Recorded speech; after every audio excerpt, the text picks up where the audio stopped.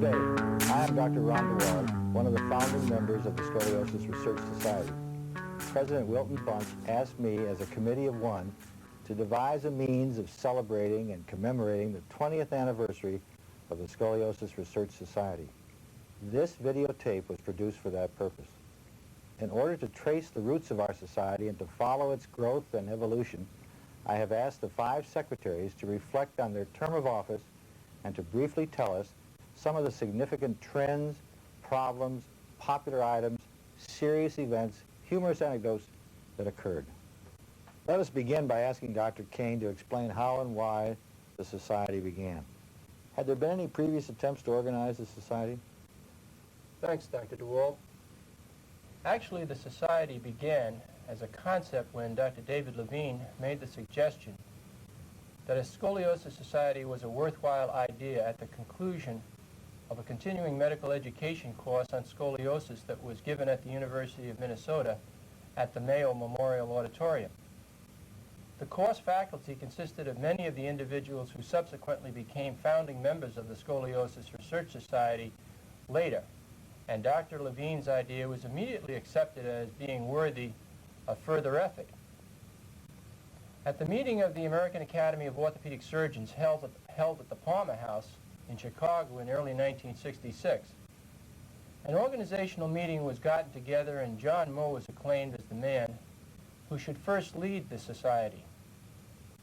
Dr. Moe accepted the acclamation on the condition that I would be named as Secretary-Treasurer to help him out during the formative period of the society. You'll recall that the two of us were at the University of Minnesota at that time, and the first 2 meetings were held in the Twin Cities.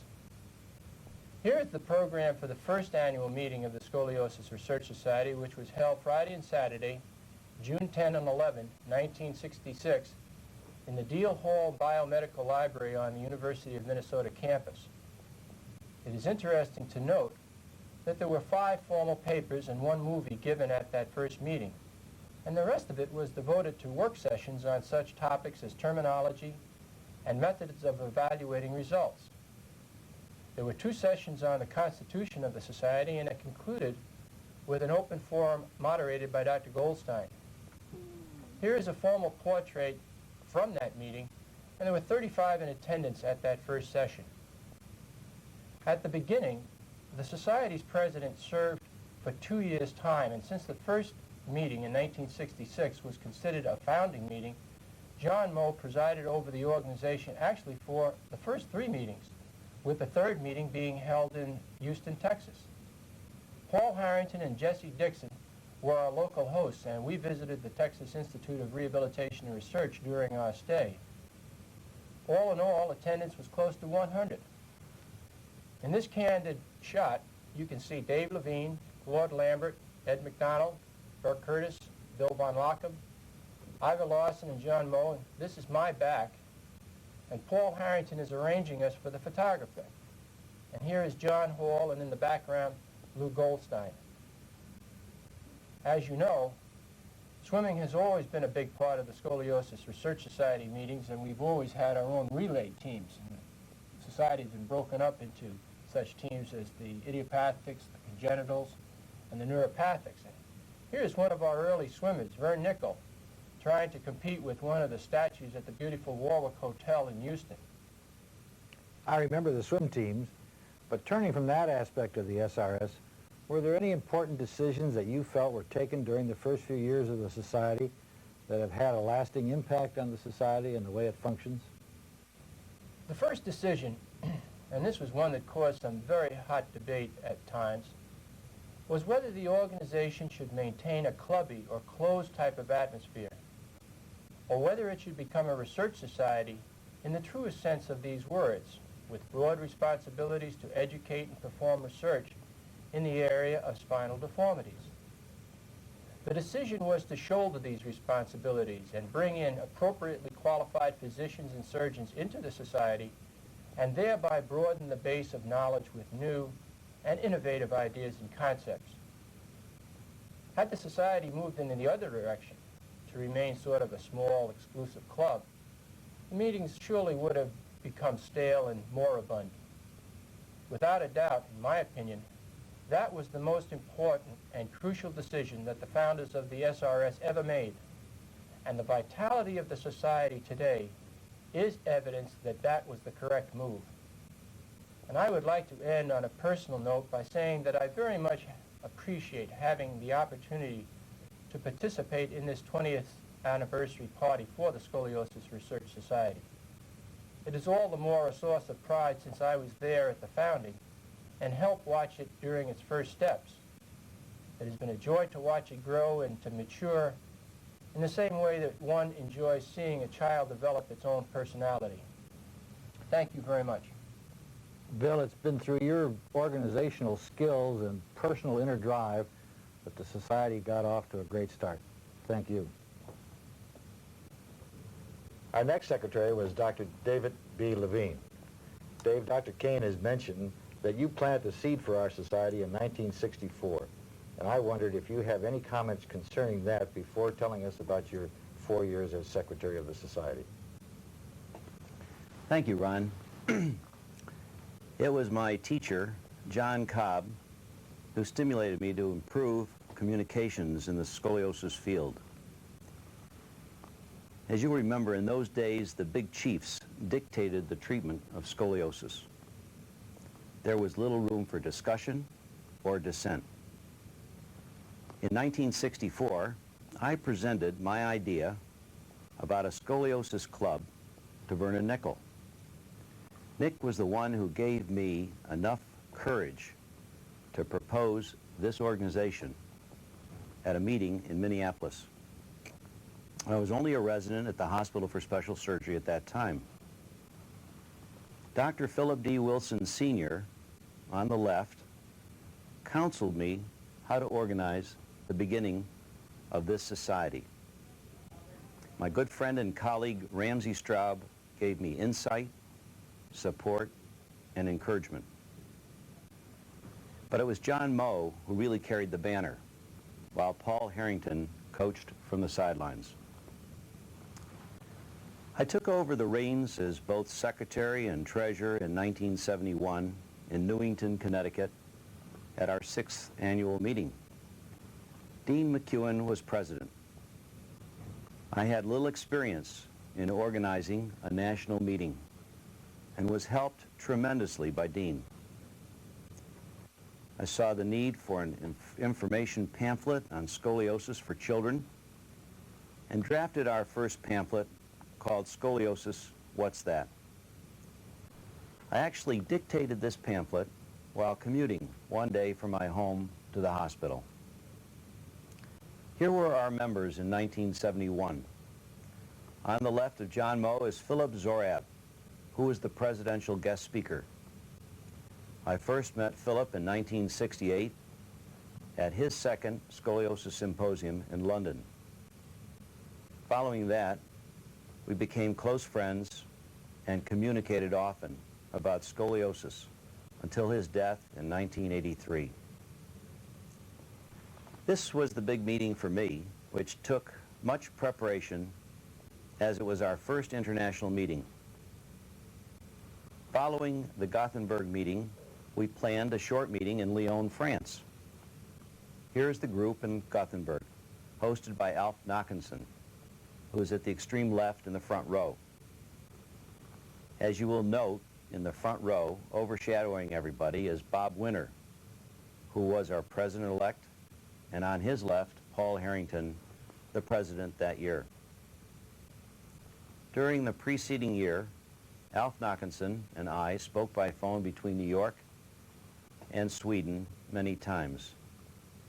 This was the beginning of a long-standing friendship, which has continued. My last year as secretary was in San Francisco, where we were hosted by Kirk Ashley. The scientific program included 4 presentations on the Milwaukee brace, discussed by one of its originators, Dr. Walter Blount. All should realize the major contribution made by Dr. Blount for starting the first effective, non-operative treatment program for scoliosis. Ron, I think that it's the time to express my deep appreciation to all concerned in the Scoliosis Research Society for allowing me to be so active in this terrific organization. I know that this has been the highlight of my medical and professional career. It was here that I learned how to put together an organization and run a national meeting. We have stressed communication and discussion. We have had the opportunity to challenge and to debate. We have been stimulated with new ideas. And most of all, we have made very special friendships. Lastly, I would like to say that it has been my wife, Janet, who is the #1 person in my life, giving me endless support in my professional world and at home. My 4 years as secretary was a rich and rewarding era for which I am grateful to all my colleagues. Thanks very much, Dave. Ted Waugh is our third secretary, serving from 1974 through 1978. Ted, what were the highlights of your term of office? Ron, by the time I began, most societal growing pains were behind us. And 4 presidents, under whom I had the privilege of serving, are listed. Ken Leatherman's presidency saw the appointment of the Long Range Planning Committee, suggested by Bob Winter. It was realized that there were many decisions that had to be made in regard to the future size and scope of the organization, and this was believed to be the proper forum for these decisions. Ken was a strong believer in the research part of our society, and with the influence and organizational skill of Charlie Herndon, a research coordinating committee workshop was held in Chicago in July of 1975. This workshop clearly delineated the areas for future research effort. Following our meeting in Louisville, where Ken served as our wonderful host, Ed Simmons assumed the presidency. Bill Kane had by now become chairman of the Education Committee, and he had been actively developing and showing exhibits about scoliosis.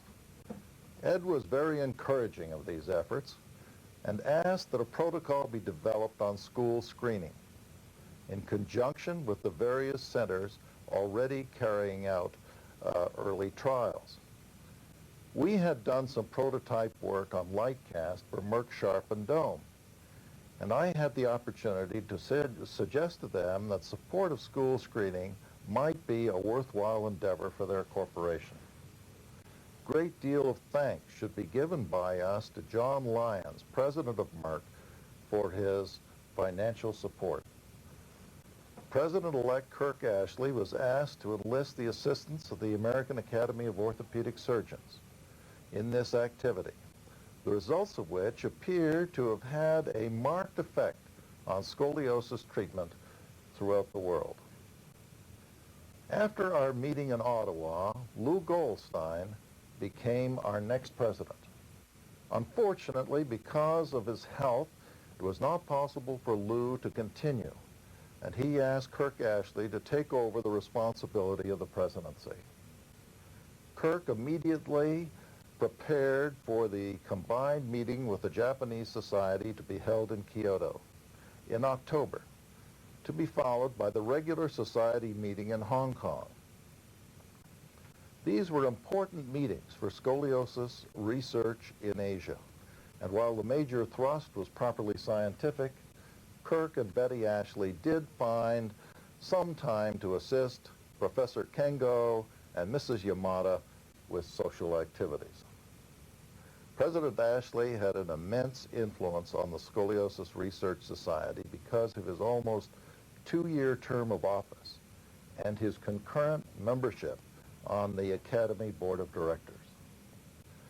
A better definition of Academy's affiliate structure evolved, which was important to us. My own responsibility as secretary concluded with our 1978 meeting in Boston, which was so ably hosted by Dick Kilfoyle. Ron, I've enjoyed talking to you about these most interesting years of the Society. It's been a great pleasure for me. Ted, thank you so much. Al Edmonson is here, and Al, you were our fourth secretary, serving your term of office from 1978 to 1982. That's correct. Tell us about those years. Well, I'm sure that my term as secretary will be unique. These 4 years, 3 former secretaries served a term as president.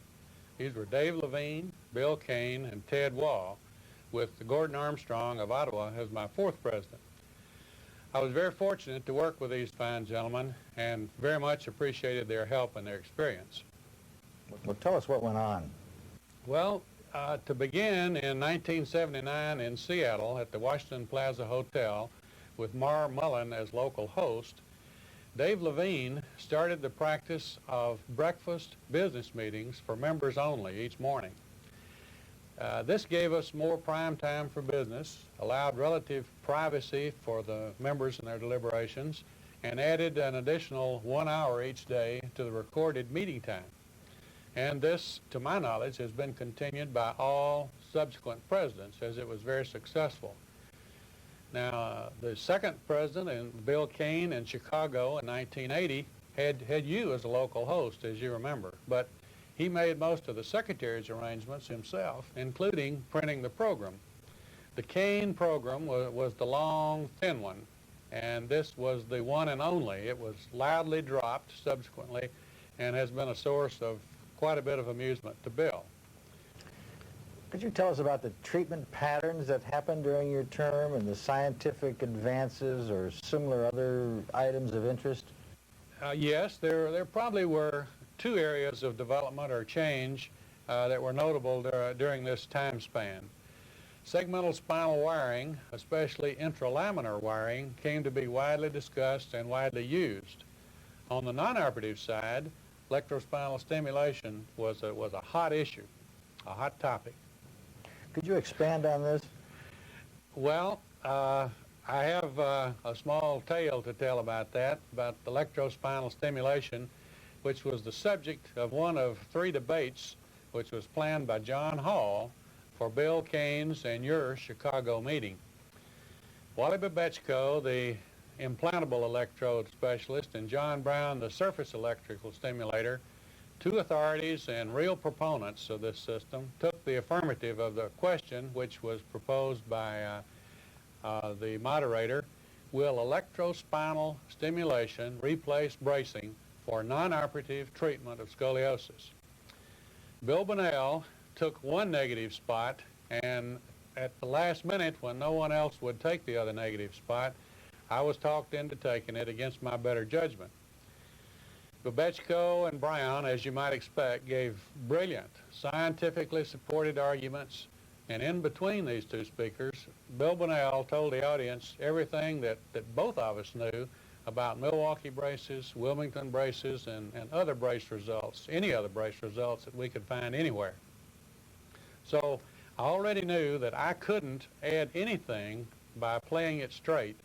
So with John Hall's urging and his concurrence, as the last speaker, I didn't play it straight. I delivered a parody of a semi-political agitator-type speaker as a representative of the Society to Save the World from Electrospinal Stimulators and Other Evil People. And I went up ripping off my coat and tie and rolling up my sleeves and delivered a diatribe against those evil people and who were against the orthotists, were cotton farmers, were the leather producers. They were against leather, cotton T-shirts, cattle growers, and even were out to kill the Dacron worms that made all those Dacron straps, among other things. After going on and on and on with this type of foolishness for about 5 or 10 minutes, and blaming them for everything except World War II, I finished by shaking my fist at them and finger-pointing accusation against John and Wally with these words: you saw those pictures of those girls. You heard what those evil men said. They want to electrically stimulate our teenage girls in bed at night just to see their muscles twitch. And when that comment hit, the audience screamed so loudly that part of the group from the SRS program next door came running into the room to see what had happened. And what they saw was Wally trying to deliver a rebuttal, but actually just stammering and laughing, fortunately. To my knowledge, we never again have had a debate and probably have killed it forever, but I'll admit I have never enjoyed anything of a debate nature anymore in my whole life. I remember that debate very well. On a more serious vein, what were the highlights of your office? Well, in Denver in 1982 at Ted Waugh's meeting, the SRS co-sponsored with the American Academy of Orthopedic Surgeons a basic science program on pathogenesis of idiopathic scoliosis. This special one-day program was given by the world's outstanding researchers in this area and was held on the day before the SRS regular annual meeting. It proved to be not only very valuable, but also popular, and Ray Jacobs, the chairman, helped to get the proceedings published in hardcover form. As I view this period, I have enjoyed serving as secretary very much, and Ron, I've enjoyed doing this very much also. Thanks very much, Al. Bob Hensinger is our current secretary. And Bob, your term of office ends this year in Bermuda. When did you start as secretary? Well, Ron, I started in 1982, replacing Alan Edmonson as secretary at the end of the Denver meeting. My first president was Les Nash, who was really full of energy and very involved in the concept of making a truly international society. Les developed the China trip, which took place the following year. He also established the International Affairs Committee. Les was very helpful in streamlining our board of directors meeting process. Previous to that time, we had what would be best described as the endless board meeting. They typically went on into the late evening. Les put a stop to that by devising a tighter schedule with each committee chairman reporting in person once a year and a new reporting format, listing items for information only and items for action, which sped the process. Bob Keller, as historian, had begun to collecting videotaped interviews of our senior scoliosis surgeons, and he began to catalog the many events and developments that had occurred over the years in spine surgery, directly from these legendary figures. This was a far-sighted program on Bob's part. The 18th annual meeting was at the Royal Sonestas Hotel in New Orleans. One of the outstanding events here was that Les Nash created a tremendous number of novelties, belt buckles, glasses, scoliotic ties, so that the ladies at the front desk not only had to contend with the registration for tennis, golf, and the swim meet, but also order blanks for all sorts of scoliotic materials. I've got a scoliotic tie on now. Well, we sold a lot of it, Rod, believe me. Henry LaRocca took us out to the Art Museum in New Orleans. It was a marvelous affair, a lovely place for dinner, and we had a great evening. The Harrington guest lecturer was Dick Herman. He presented his material on central neural mechanisms and idiopathic scoliosis, and we've begun to appreciate the problems of imbalance in neurological mechanisms in the scoliotic patients. The Prevalence and Natural History Committee got off the ground with John Lonstein, and he proposed a follow-up study from the Twin Cities group to look at the hazards of radiation in scoliotics and long-term problems in scoliosis. Although the society voted to fund this study, John was able to get an NIH grant and has required very little money. This project has continued to the present time. The treasurer back then was John Brown. He was really a financial wizard. This was at a time when the interest rates were excellent, and due to John's manipulation of the funds, our bank balance began to grow like Jack's beanstalk. There were a series of great debates on what we should do with the money. These issues were debated lustily for several board meetings until it was arrived that $500,000 was an appropriate amount to have in the bank, and that we would have a juried system for awarding research grants each year done by the Research Coordinating Committee. Bob, wasn't there another workshop during your term of office? Yes, that was at this meeting, the Disney meeting. Dave Bradford was president, and he developed this one-day workshop on surgical implants, which preceded that meeting and went very well. When did the multinational study start? Well, it started about that same time. Alf Nachmanson brought to us the possibility of a multinational study to look at the natural history of scoliosis and the influence of bracing and electrical stimulation. It involved a very large outlay of money, and it was a great deal of discussion ensued about this project. Ultimately, the board granted Dr. Nachmanson $20,000 a year for this study. This was a big step, as it meant a significant realignment in our research monies. At this point, there seemed to be a burgeoning number of spine societies, and there was a great deal of concern. We had discussed possible expansion, including changing the name of the society, which wasn't received very well by the board of directors or the membership or anyone. And we discussed a great deal whether we should start to deal with low back pain. Leon Wilsey from California proposed the concept of a federation of spine societies, what was called FASA, and gradually over this year we began to become more intrigued with the idea. This was eventually formed having the spine meeting at the annual meeting of the American Academy of Orthopedic Surgeons.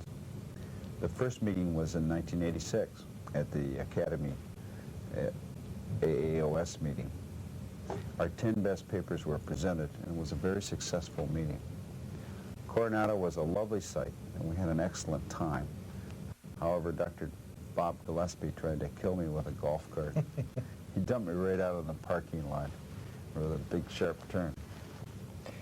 You've probably been one of the busiest secretaries, and your term of office concludes now in Bermuda, 1986. Do you have any one particular thought about anything during your most recent time? Well, I think you're right about being busy. This society has grown a great deal in the last 5 or 6 years, and the larger we got, the more involved we got with a lot of projects, and it became harder and harder for the secretary to control that. As a consequence, the Academy was offering an opportunity for societies to join what was called the Academy Specialty Society Office, with Carol Murphy was in charge of that, and the board of directors elected to go with that. And so I'm really optimistic in the future. The job of secretary should be much more manageable now, because the Academy office will take care of an awful lot of the functions that we previously had to do out of my office with just Susan and myself. Bob, thanks very much. We've now heard from our 5 former secretaries, and they've told us about our successful first 20 years. And President Bunch, I want to ask you to prognosticate and tell us what's going to happen in the next 20 years. Ron, first I'm certain that the relationship between the British and the American Scoliosis Societies, which is exemplified in this meeting, will continue and will become even stronger. However, the charge that you give me is a difficult one. And I'm certain that when John Moe and David Levine and Vern Nickel met in that hotel room to talk about the future of the society, they didn't look 20 years to the future.